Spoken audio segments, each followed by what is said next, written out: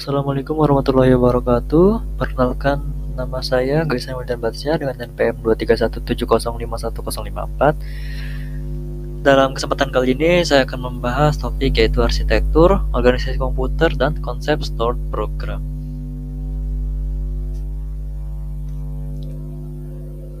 Pertama yaitu pendahuluan.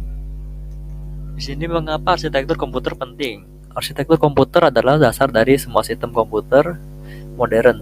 Ini adalah struktur dan fungsi dari komponen-komponen kunci seperti CPU, memori, dan perangkat input atau output yang memungkinkan komputer untuk berfungsi.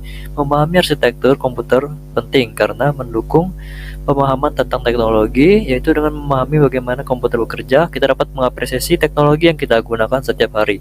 Kedua yaitu mengoptimalkan kinerja. Pengetahuan tentang arsitektur komputer memungkinkan kita untuk merancang dan mengoptimalkan sistem komputer untuk memenuhi kebutuhan kita. Lalu ketiga, dapat basis untuk pengembangan perangkat lunak, yaitu arsitektur komputer memberikan dasar bagi pengembang perangkat lunak untuk melihat kode yang efisien dan dapat diandalkan.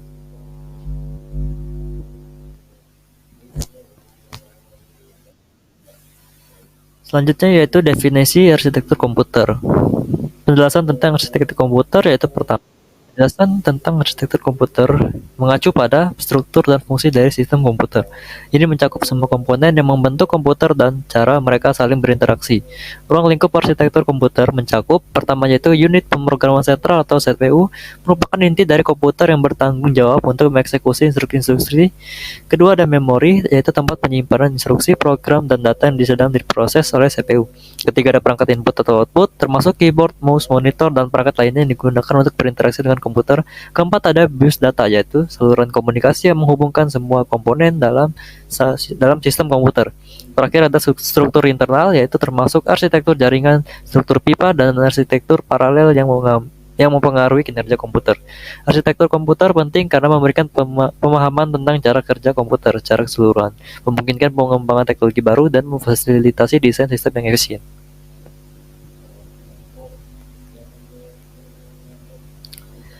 Konsep dasar arsitektur komputer, yaitu beberapa konsep dasar yang menjadi landasan dalam arsitektur komputer meliputi model von Neumann, yaitu konsep dasar yang menyatukan unit pemrosesan, unit kontrol, memori, dan perangkat input atau output ke dalam satu sistem.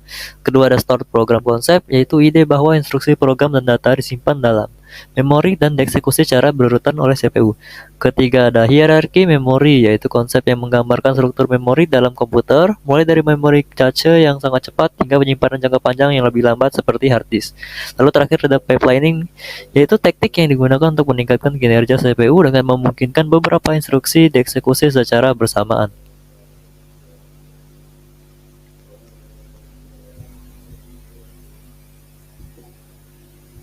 Lalu selanjutnya adalah perbedaan arsitektur dan organisasi komputer.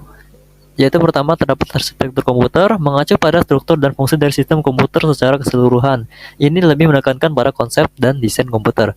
Lalu organisasi komputer merujuk pada implementasi fisik dari desain arsitektur komputer yang berkaitan dengan bagaimana komponen-komponen tersebut diatur dan berinteraksi dalam sistem yang sebenarnya.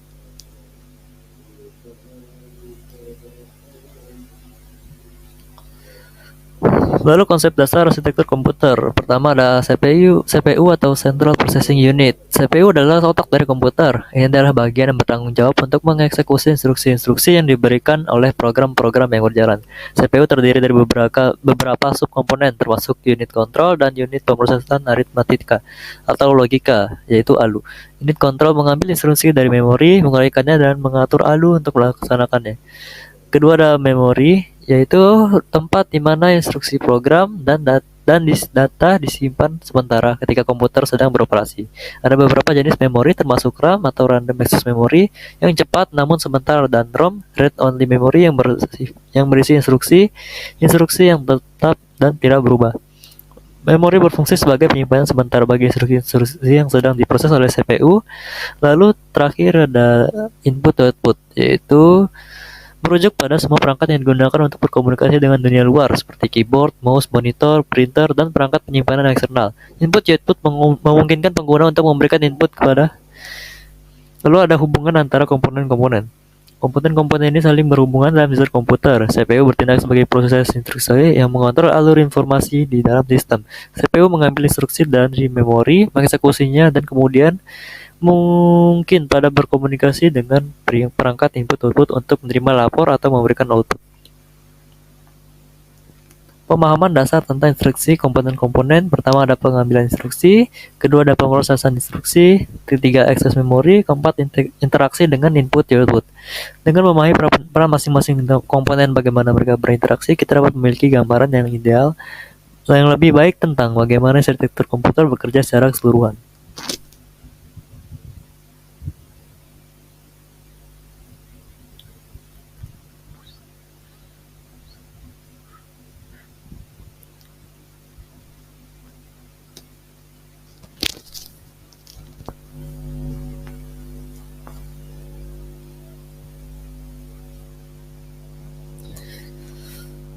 Lalu ada konsep stored program.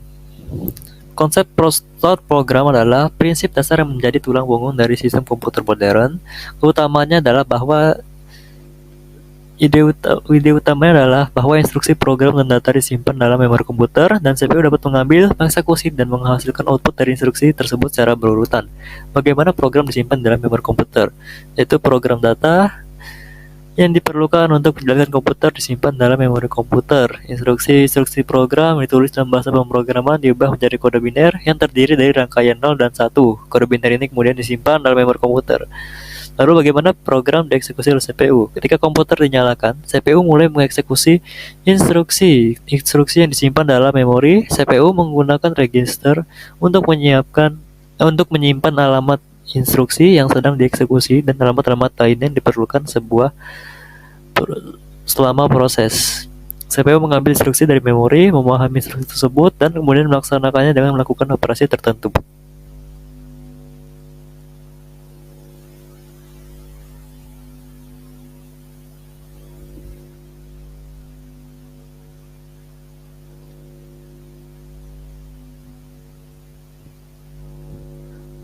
Program eksekusi program.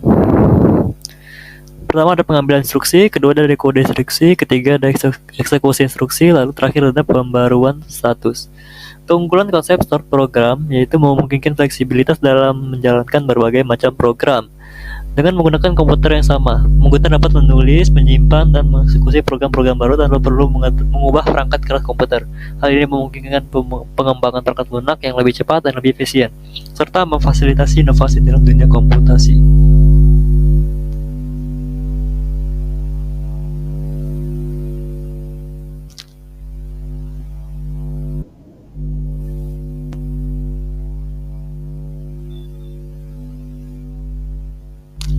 Lalu terakhir ada kesimpulan. Dalam presentasi ini, kita telah menjelajahi konsep dasar arsitektur dan organisasi komputer, serta konsep stored program sebagai dasar dari sistem komputer modern. Mari kita ulang kembali poin-poin utama yaitu pertama ada arsitektur komputer, kedua ada organisasi komputer, ketiga ada konsep stored program. Pentingnya pemahaman arsitektur dan organisasi komputer. Penting untuk diingat bahwa pemahaman arsitektur dan organisasi komputer sangatlah penting dalam pengembangan sistem komputer. Dengan memahami arsitektur komputer, kita dapat merancang sistem yang lebih efisien dan dapat diandalkan. Organisasi komputer membantu kita dalam mengimplementasikan desain arsitektur komputer menjadi sistem komputer yang nyata. Tanpa pemahaman yang kokoh tentang konsep-konsep ini, sulit untuk merancang, mengembangkan, atau bahkan memahami cara kerja komputer modern.